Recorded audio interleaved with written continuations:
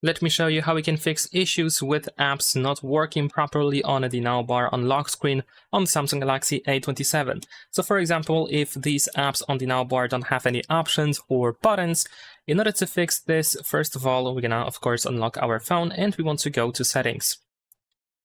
Now, over here in the settings, we're gonna begin by going to notifications, and then you want to go to hide content while locked. So if you have hidden content for apps that are supposed to work with navbar, then most likely you will not have these options. They might be removed because the content is simply hidden. So what you can do is you can either show the whole lock screen notification content. I mean, it's going to, of course, be for every app, unless you made some exceptions here and there, but we're gonna get to that in a second. And so you can just show all apps, of course. I mean, you can show the content of all apps, but if you want to keep the content hidden for most of the apps, then of course we can add exceptions, as I mentioned. So if we go back, then we should be able to go to app notifications, and then you want to go to apps that work with the navbar. So for example, in my case, I have the voice recorder and the clock app running right now.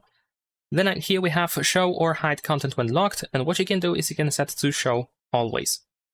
We can do the same thing with, of course, every other app. So here I have the voice recorder. I'm going to set it to show always as well. So generally speaking, now my content is still hidden, but it is enabled for these two apps. And if I go now to the lock screen, as you can see, now I have these buttons. So essentially, you want to make sure that the content for these apps that are working with navbar is not hidden. And there is one more thing that I have to mention, and that is if apps do not display at all on the navbar, then first of all, you want to make sure that lock screen notifications are enabled. You want to make sure that they are on.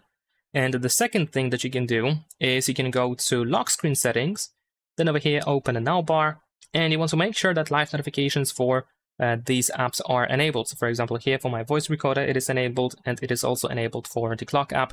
So make sure that it is on in your case as well. Leave a like and subscribe.